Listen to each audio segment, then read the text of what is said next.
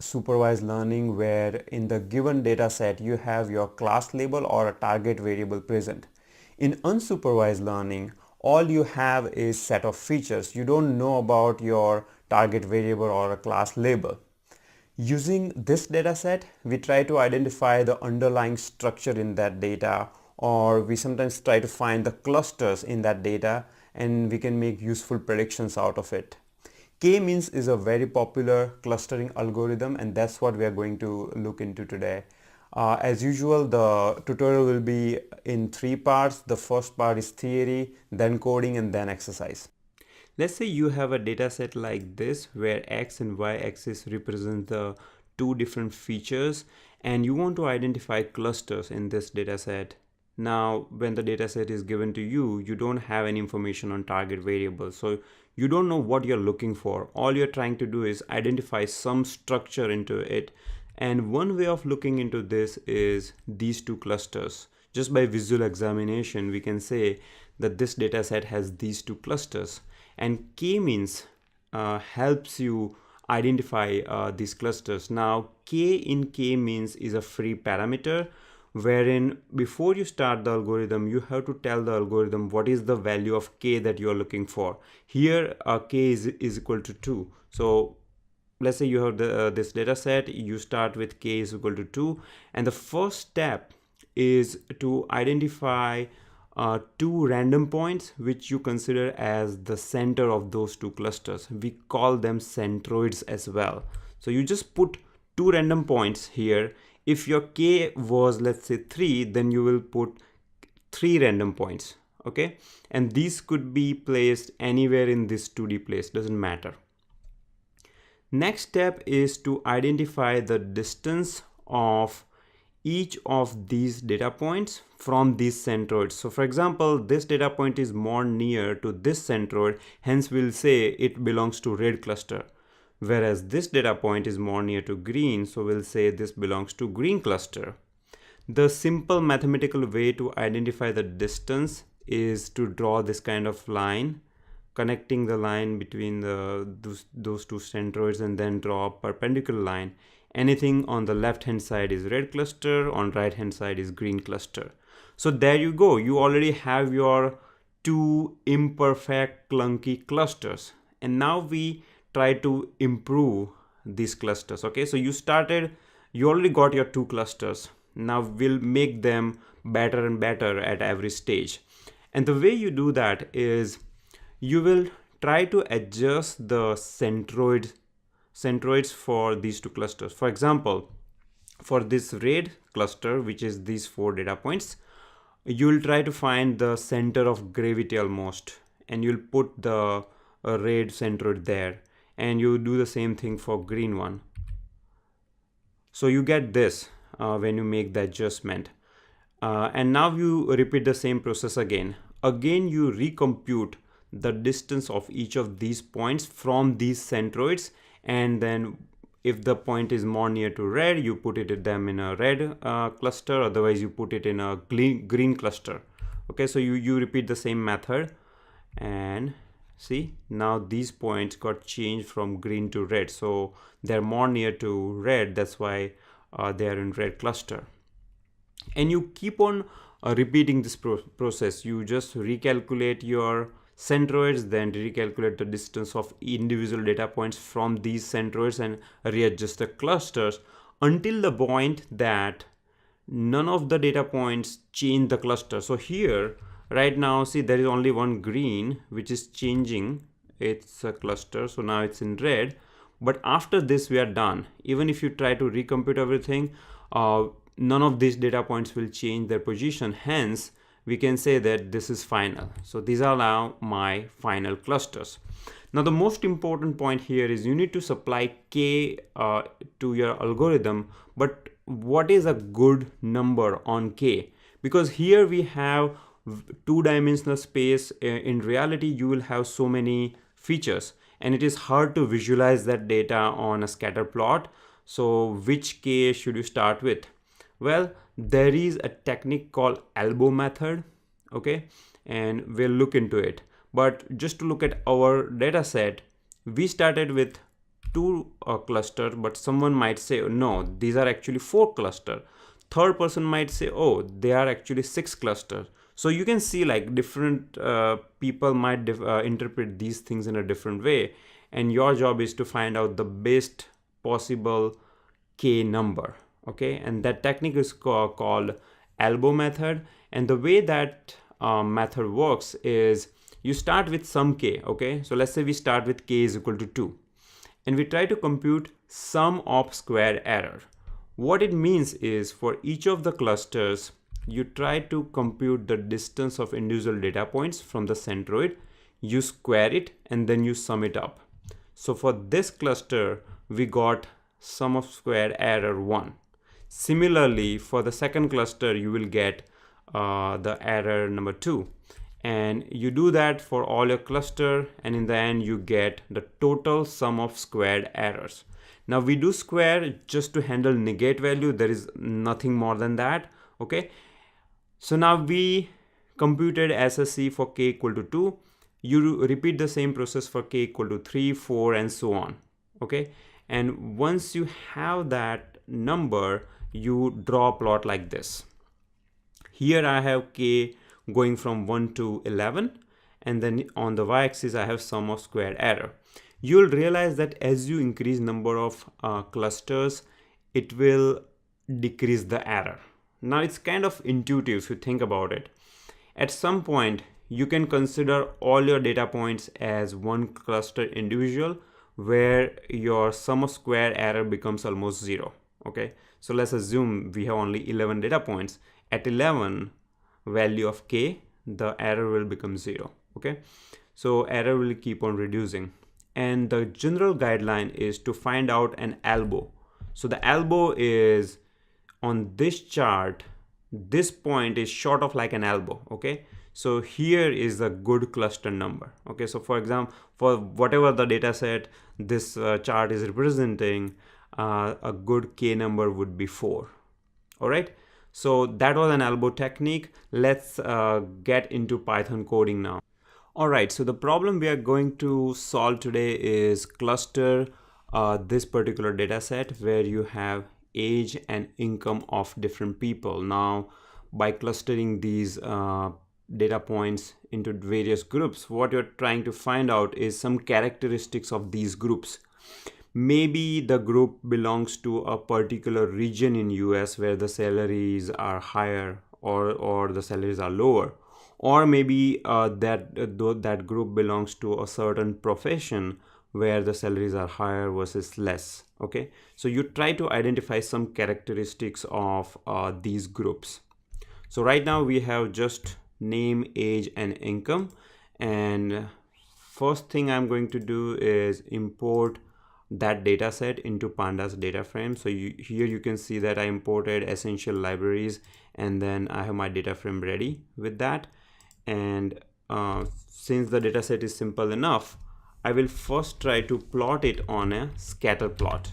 Okay, so when you plot it on a scatter plot, of course I don't want to include name. I just want to plot the age against the income. So df dot age, df income in dollar. I'll just use the same convention. You can use dot also, but since there is a bracket here, I'll use the same convention. Okay, when you plot this on scatter chart, you can kind of see 3 clusters, 1, 2, and 3. So for this particular case, choosing k is pretty straightforward. So I will use kmeans. So kmeans is something we imported here. Okay, and of course you need to specify your k, which is n underscore clusters. And by the way, in Jupyter Notebook, when you type something and when you hit tab, it will autocomplete. Okay, so it creates this kmeans object for you, and it has all these default parameters. You can tweak all these parameters later, but I'm just trusting on the default parameters. The second step is fit and predict. So in previous supervised learning algorithms, we used to do fit and then calculate the score. Here I'm just directly doing fit and predict. So fit and predict what? Okay, I'm going to fit and predict the data frame excluding the name column, because name column is string and it's not gonna be useful in our numeric computation, so I want to ignore it.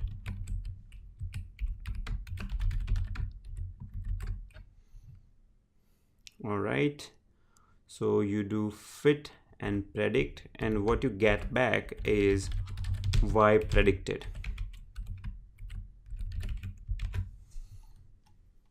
So now what this statement did is it ran k-means algorithm on age and income, which is this scatter plot, and it computed the cluster as per our criteria, where we told algorithm to identify 3 clusters somehow. Okay, and it did it. It just assigned them different labels. So you can see 3 clusters, 0, 1 and 2. Now visualizing this array is not very much fun.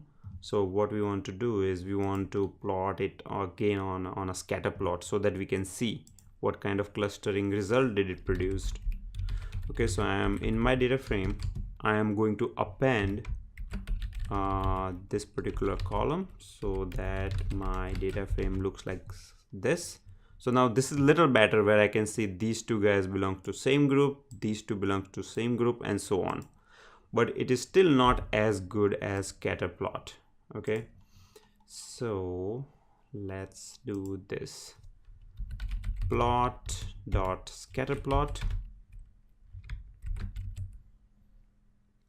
All right, now what we need to do is we need to separate these 3 clusters into 3 different data frames. So let me do that. df1 is equal to df dot cluster is equal to 0. Okay, so what this is doing is it's returning all the rows from data frame where cluster is 0, and the second one will be this, and the third one will be this. So now we have 3 different data frames, each belonging to one cluster, and I want to plot these 3 data frames onto one scatter plot. Okay, now just to save some time, let me just copy paste the code here. Okay, I will come at this little later, but see, 3 different data frames, and we are plotting these data frames into different color. Okay, so cluster 0 is green, then red and black. Let's see how that looks. Okay, so I made a mistake here. I had a typo. Good. All right, so I see a scatter plot here, but there is a little problem. So this red cluster looks okay, but there is a problem with these 2 clusters. You know, they are not grouped correctly. So this problem happened because our scaling is not right. Our y-axis is scaled from, let's say, 40,000 to 160,000, and the range of x-axis is pretty narrow. See, it's like hardly 20 versus here is 120,000. So when you don't scale your features properly, you might get into this problem. That's why we need to do some pre-processing and use min-max scaler to scale these 2 features, and then only we can run our algorithm. All right, so we are going to use min-max scaler. So the way you do it is you will say scaler is min-max scaler, and this is something, if you already noticed, we imported here. Okay, all right, so scaler is this, and scaler dot fit df So now I want to fit first the income. All right, so my scaler, min-max scaler, will try to make the scale 0 to 1. So after I'm done with my scaling, I will have a scale of 0 to 1 on y as well as x axis. All right, so df, let me just copy paste this guy here, is equal to scalar dot transform. Okay, so now scalar will scale the income feature. All right, so df this. Okay, let's see how that did it.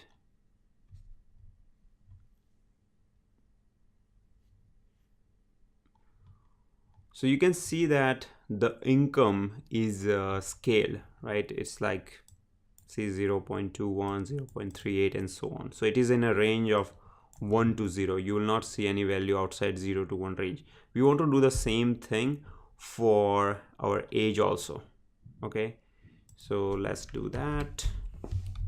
Scalar.fit df.age, df.age is equal to scalar.transform df.age, and then we print our df, and you can see the age is also scaled. Okay, I have this extra column because I made a mistake previously, but you can ignore that. You can ignore cluster also. So we have age and income features properly scaled now. Okay, and even if you plot these onto scatter plot, they will look, structure wise at least, they will look like this. Okay, all right, so the next step is to use k-means algorithm once again to train our scale data set. So it's gonna be fun now. Let's see what scaling can give us. And as usual, y predicted is equal to km.fit and predict.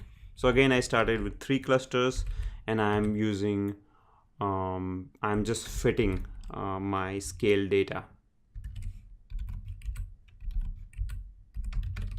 Age, income. All right, and let's see my y predicted. So it predicted some values which yet don't know how good they are. So I will just do cluster is equal to y predicted. I will also just drop the column that we typoed, and then let's look at df. Okay, in place is equal to true. Okay, so now this is my new clustering result. Let's plot this onto our scatter plot.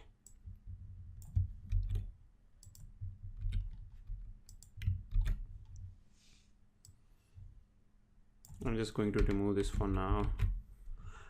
Now you can see that I have a pretty good cluster. See, black, green and red. They look very nicely formed. One of the things we studied in our theory section was centroids. So if you look at km, which is your train k-means model, that has a variable called cluster centers, and these centers are basically your centroids. Okay, so this is x, this is y. So this is the first centroid of your first cluster, second centroid and third centroid. And if we can plot this into a scatter plot, it can give a nice visualization to us, right? So plt.scatter. So first let's plot x-axis. Okay, so x-axis for this will be, it will be what? Okay, so using this syntax, you can say I want to go through all the rows, which is 3 rows here, and then the 0th first column, which is this. Okay, and your y is your first column. And just to differentiate them with regular data points, I will use some spatial marker and color.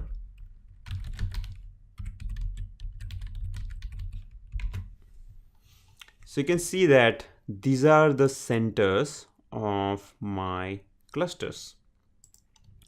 All right, let's look into now elbow plot method. See, this data set was simple, but when you're trying to solve a real life problem, you will come across data set which will have like 20 features. It will be hard to plot it on a scatter plot, and it will just get messy.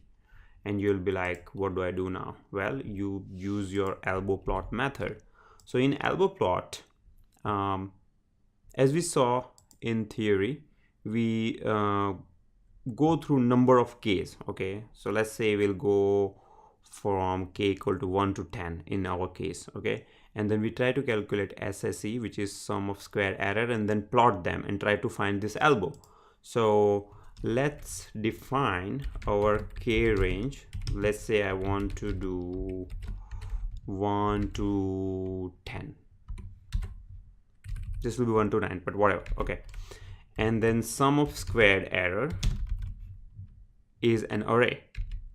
So for k is equal to 1, you will find SSE, k equal to 2, you will find SSE, you will store all of that into this array and then use matplotlib to plot the result. Okay, so for k in k range, so I'm just going through 1 to 9, and then each iteration I create a new model with clusters equal to k, and then I call fit.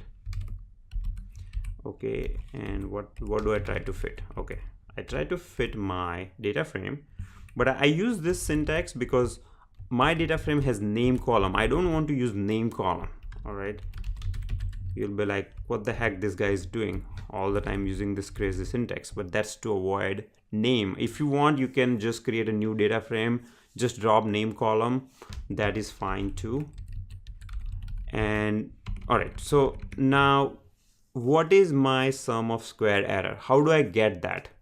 When you call km.fit, after that on your k-means there is a parameter called inertia that will give you the sum of square error, and that error we want to just append it to our array that we have.